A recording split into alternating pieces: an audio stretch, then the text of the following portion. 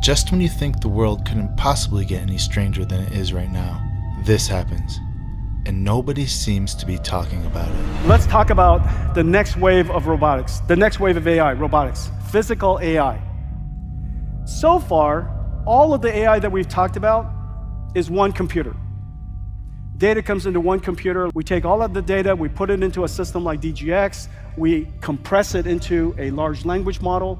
Trillions of tokens becomes billions of parameters. These billions of parameters becomes your AI. So I just described in very simple terms, essentially what just happened in large language models, except the ChatGPT moment for robotics may be right around the corner. And so we've been building the end-to-end systems for robotics for some time. I'm super, super proud of the work. We have the AI system, DGX. We have the lower system, which is called AGX for autonomous systems. The world's first robotics processor. When we first built this thing, people are, what are you guys building? It's an SoC, it's one chip, it's designed to be very low power, but it's designed for high-speed sensor processing and AI. Things are getting crazy out there, Fanny. Maybe they were right. They were right. They were right. I can't believe it. It's actually happening. It's actually happening. I can't believe it. It's actually happening. I guess I'm just not used to being chased around a mall in the middle of the night by killer robots.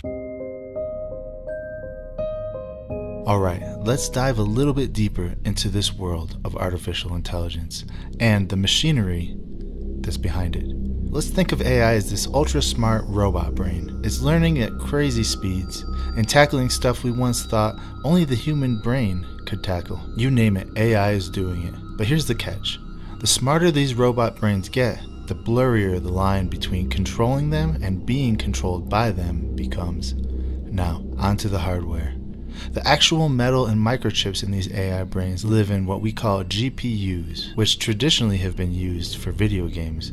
However, currently, GPUs or graphics processing units is what is used to train AI, and the leading company making these GPUs is NVIDIA. Have you heard of Moore's Law, which says technology gets twice as good every 2 years or so? But as these machines get stronger, historically, we've always feared what we can't control. Take Oppenheimer's reflection on creating the atomic bomb. He said, quote, "I am become death, the destroyer of worlds." And that fits perfectly with what's happening in the world of artificial intelligence. What you're about to watch is a presentation by the CEO of NVIDIA, who makes all of the GPUs that power all the AI on the earth. And what he reveals in this presentation shows just how far we've gone in the past few years.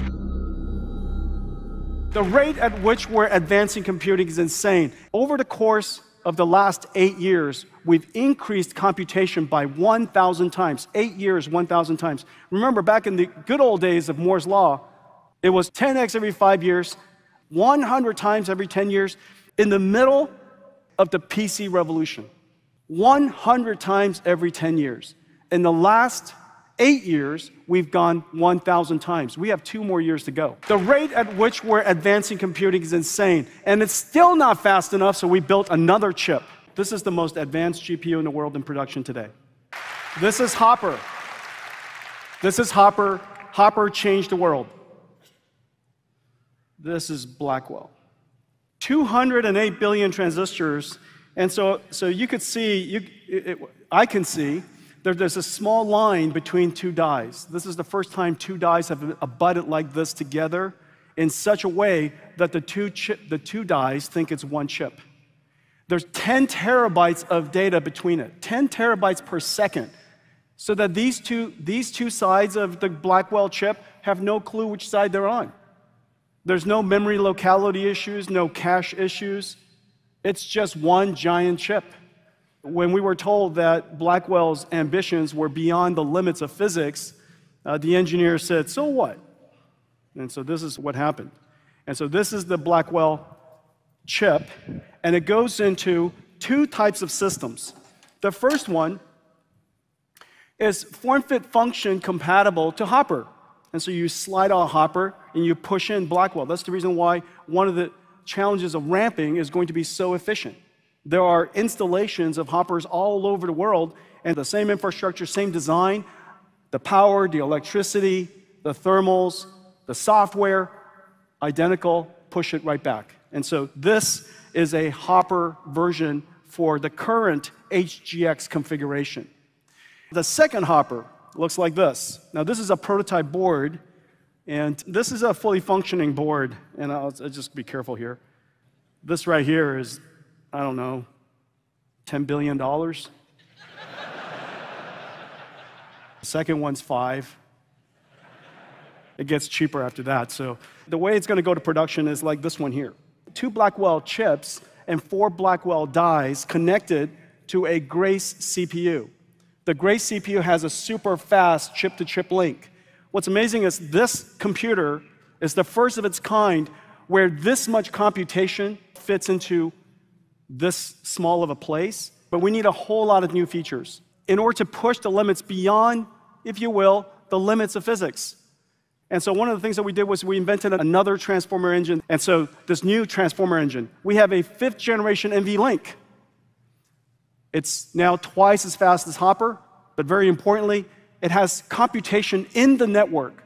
And the reason for that is because when you have so many different GPUs working together, we have to share our information with each other. We have to synchronize and update each other. Having extraordinarily fast links and being able to do mathematics right in the network allows us to essentially amplify even further. So even though it's 1.8 terabytes per second, it's effectively higher than that. And so it's many times that of Hopper. Overall, compared to Hopper, it is 2.5 times the FP8 performance for training per chip. It also has this new format called FP6, so that even though the computation speed is the same, the amount of parameters you can store in the memory is now amplified. FP4 effectively doubles the throughput. This is vitally important for inference. The amount of energy we save, the amount of networking bandwidth we save, the amount of wasted time we save will be tremendous. The future is generative, which is the reason why we call it generative AI, which is the reason why this is a brand new industry. The way we compute is fundamentally different. We created a processor for the generative AI era. And one of the most important parts of it is content token generation. We call it, this format is FP4. That's a lot of computation. 5x the token generation, 5x the inference capability of Hopper seems like enough. But why stop there? And so we would like to have a bigger GPU, even bigger than this one. And so we decided to scale it. So we built another chip. This chip is just an incredible chip. We call it the NVLink switch. It's 50 billion transistors. It's almost the size of Hopper all by itself. This switch chip has 4 NVLinks in it, each 1.8 terabytes per second. What is this chip for? If we were to build such a chip, we can have every single GPU talk to every other GPU at full speed at the same time. That's insane. And as a result, you can build a system that looks like this. This is what a DGX looks like now.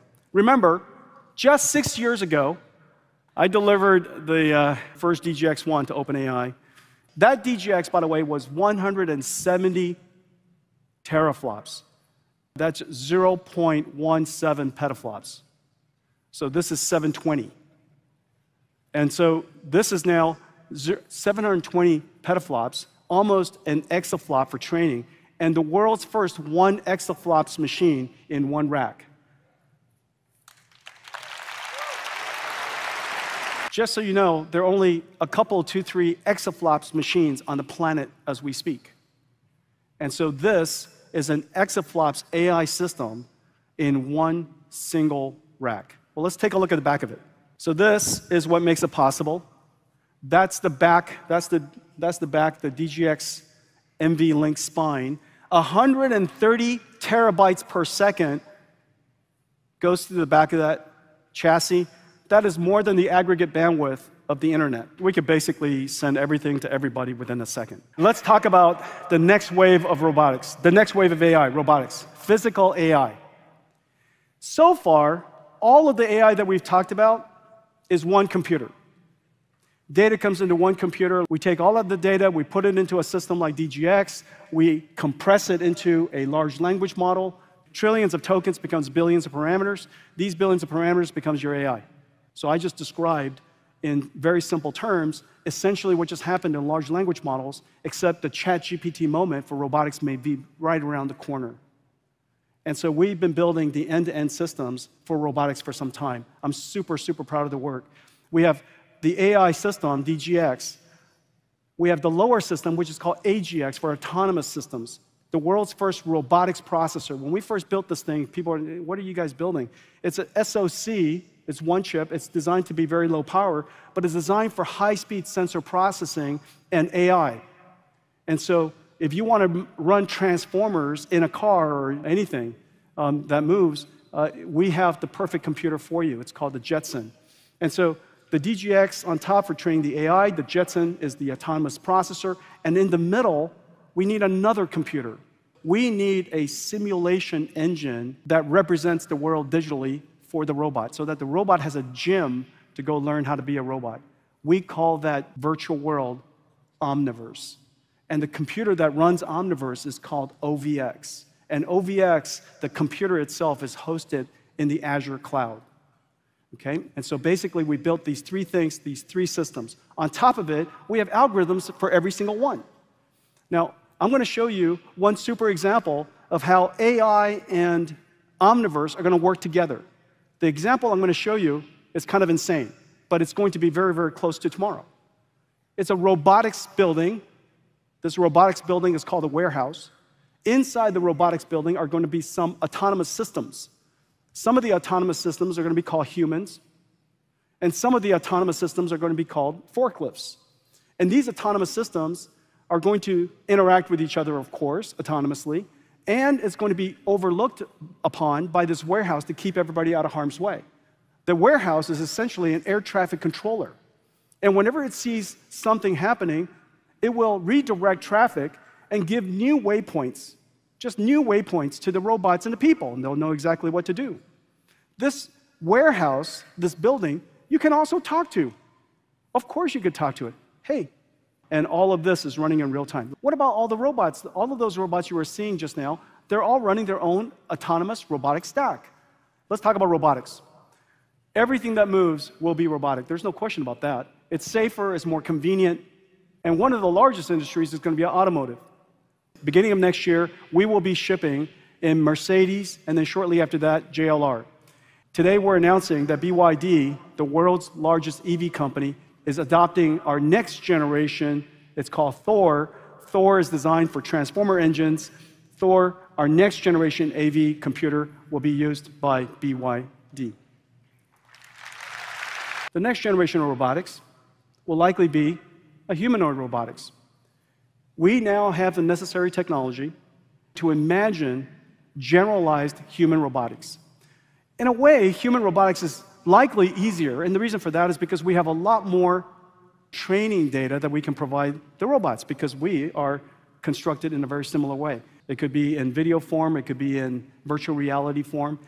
We then created a gym for it called Isaac Reinforcement Learning Gym, which allows the humanoid robot to learn how to adapt to the physical world. And then an incredible computer, the same computer that's going to go into a robotic car, this computer will run inside a humanoid robot called Thor. It's designed for transformer engines. The soul of NVIDIA, the intersection of computer graphics, physics, artificial intelligence. It all came to bear at this moment. The name of that project, General Robotics 003. I know, super good. Super good. Well, I think we have some special guests. Do we?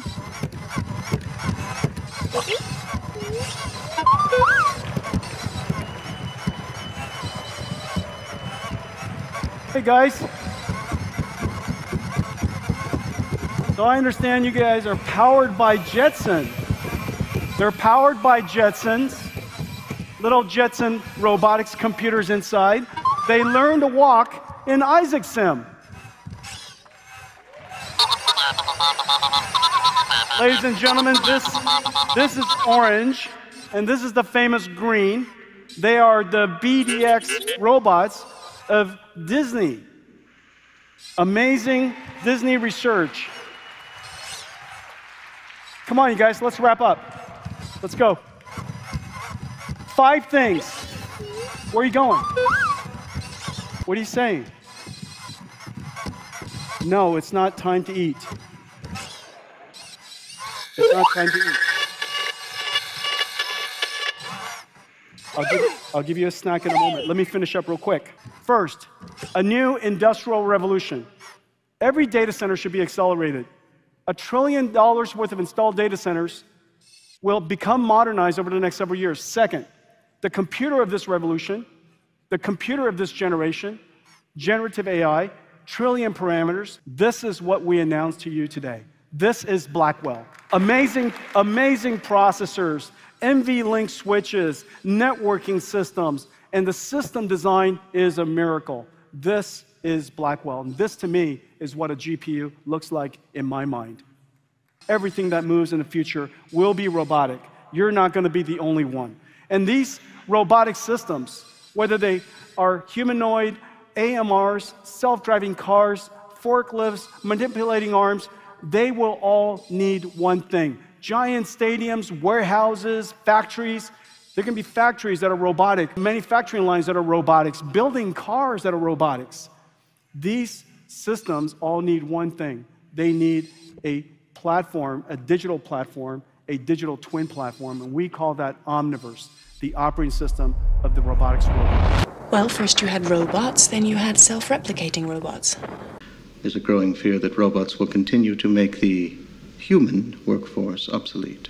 Before the success of the ubiquitous human-sized police robots, there was a bigger bad boy on the block, the Moose. We are able to give robots superficial responses which mimic human expression. I saw something incredible. I saw 3 robots totally reprogrammed in 10 minutes. We created a race of robots. A race of robots.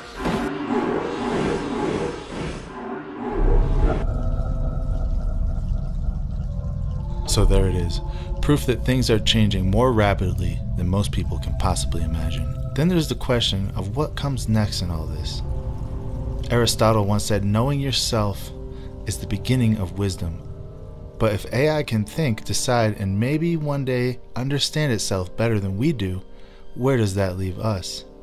Now, let's forget about all the gadgets and gizmos powered by AI for a second and focus on what's about to happen. As we speak, they are implanting AI into actual robots, and they're building these things right now with plans to be unleashed on humanity within a few years. This is not science fiction anymore. Just think, what's a few years ago? 2021. That was 3 years ago. In that same time period forward, we're going to see robots. We are building a world where AI might decide everything, from who might get a loan to who's fit to raise a child, even who's guilty of a crime.